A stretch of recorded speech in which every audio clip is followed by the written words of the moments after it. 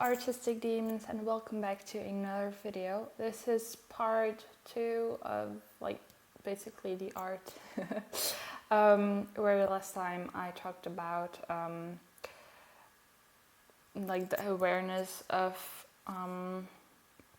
people getting abused, assaulted, whatever, and basically my thoughts and prayers for them, because it is indeed a really hard time. But this time I'm not really gonna get into it because I already said what I wanted to say, and I don't want to talk about my own experience just yet. Maybe someday, but I don't want to talk about it right now. So I'm gonna talk about something different. I want to talk about things that might stop you from being motivated to draw what you want to draw, and I'm basically gonna give tips on what you can do about it from my own experience. This just to help you guys out with the things that I know. Just because you know now how to do it won't mean that you'll necessarily do it, but I do recommend trying it out. But I don't really say oh, this will get you fixed on your problems fully, but no, that just won't do it. It's basically up to you what you do and how things will evolve. So yeah, so I'm gonna say the first thing, and that is, and this one is so common, that you don't see any improvement in your art anymore, or you don't like improving the way you're improving right now. So there are multiple things you can do here. When you don't see any improvement in your art anymore, I can highly recommend that you grab a drawing from a few months ago or maybe a year, depends on how long you've quit drawing or not.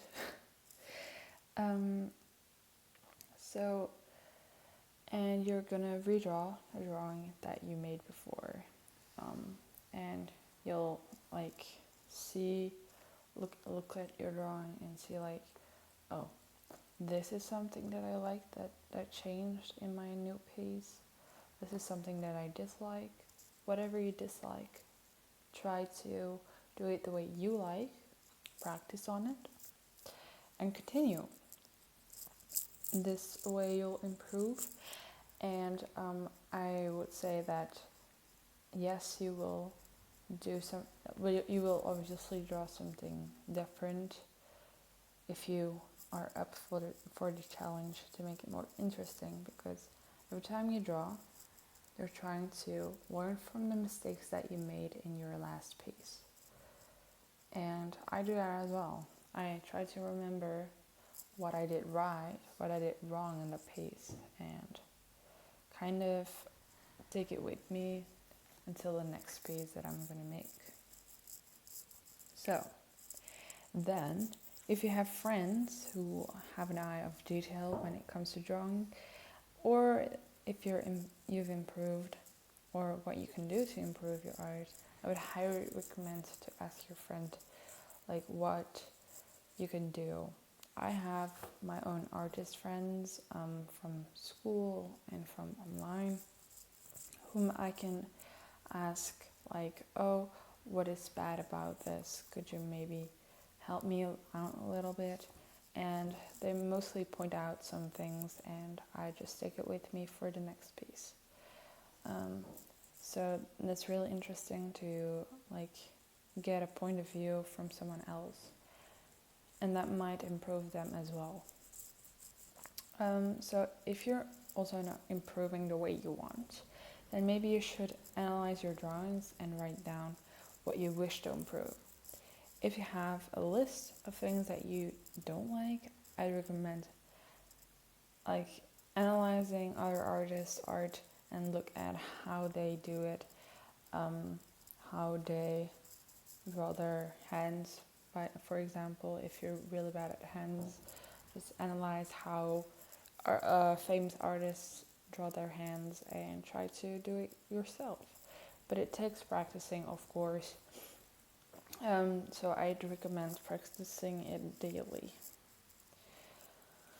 Okay, then for the second thing, you might not be motivated enough because you're stuck in your comfort zone and you're tired of drawing the same thing over and over and over again.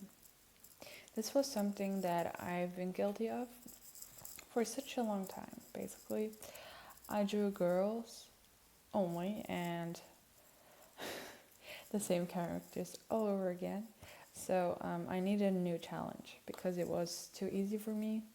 And that's something what my art teachers also pointed me out for, is that I keep drawing the same thing and that like I keep drawing humans or I keep drawing girls, and like they told me it was too easy for me. So I would recommend drawing other things that you're used to like also learn something new. And also you can say like, oh, I can draw this, and before you couldn't. But I know it's scary to try out new things, but it will be totally worth it. I'm telling you guys from my own experience. Because now I'm drawing a guy, which I couldn't do 2 months ago. Thank you very much. Now we have a third one, and that is having no inspiration to start on a drawing.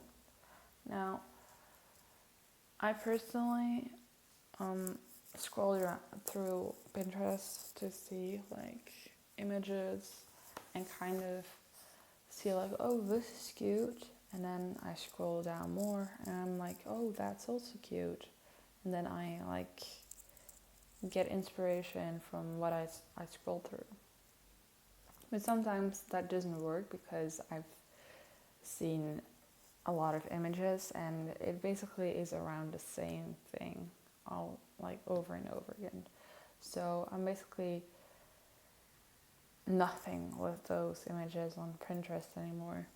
So the thing is then that I should take a walk in somewhere like a nice place, like the woods or like a fancy garden with a lot of flowers in it, to just take on the inspiration, new things, whatever, just by looking at nature or yeah, I don't know.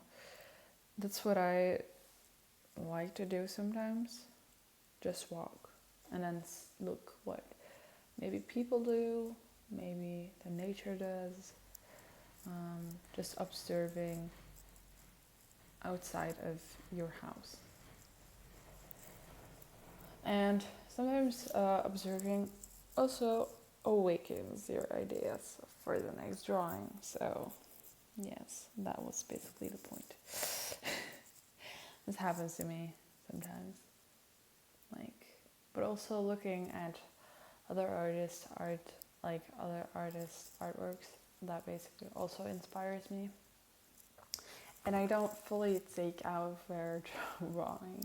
I just think like, oh, I love this element. Maybe I should do something with that. And then I look at other artists and I'm like, oh, that's also a nice element. Maybe I should also do something with that. And then I'm like,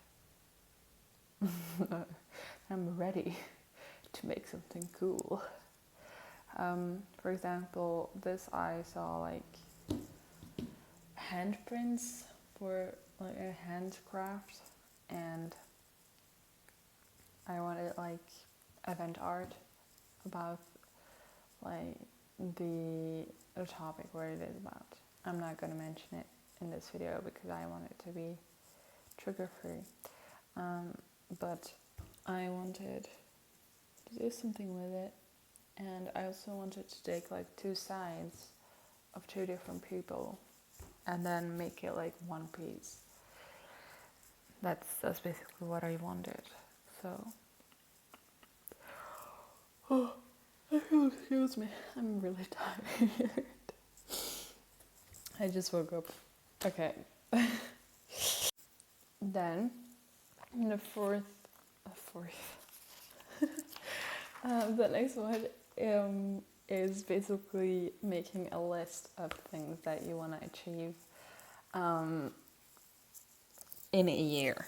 This really is something that I do in my sketchbook.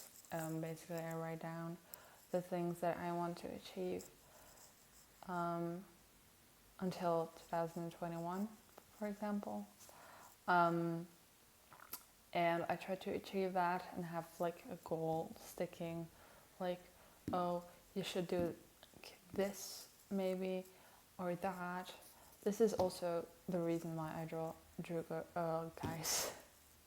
Why I started drawing guys is because I had this list where it was on like drawing, like learning to draw guys, and that's how I basically started getting getting to draw guys. And so a list where you can stick to is really important, and it keeps you tracked with what you could do.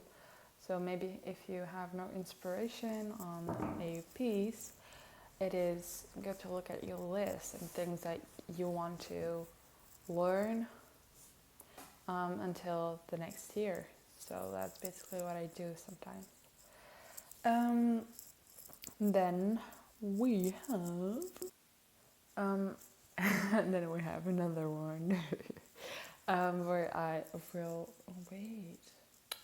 No. So if you'll excuse me, I'm just being weird right now. So then we have another one, and that is being experimental. So what I mean by that is basically do things that you never do. I have a separate book. It's my experiment book, and it's where I do weird things, like I take my paints, and I just make random lines and kind of get inspired by it. For example, recently I kind of made more drippy art, and that's how I also got into make Candle Girl. I don't know if you know that. It's my favorite piece right now. That's how I got into draw Candle Girl. I was so proud of it, like really. Or sometimes like little squares, like work with like geometric shapes also helped me making a few pieces. Just basically playing with things that you usually wouldn't play with, and that's what I basically do sometimes to get inspired for a new piece. To just do random things in this separate sketchbook, because I know that you probably don't want to ruin your main sketchbook. But for my experiment book, I don't use a regular sketchbook. I used an old book that was supposed to be thrown away. So that's what I use for my experiment book, because I know that those beautiful white pages might ruin your thoughts, and a page where there is already something on it won't, because it's not white. So you don't have a feeling like you're staring at a blank page. Don't worry. Okay, so that's all I got for you guys today. I hope you liked it. If not, please let me know. And yeah, I hope you guys are safe and are doing okie dokie. And you can always join my Hellish Art Space. That's what I think it is called. It's my Discord link down below. not the LGBTQ one, but you're always allowed to join, where you can ask me a few tips and send me your artwork, where I can give you like advice on things you should maybe practice on if you don't have one of your artistic friends or have no artistic friends. Okay, see you guys later in the next video. Bye bye.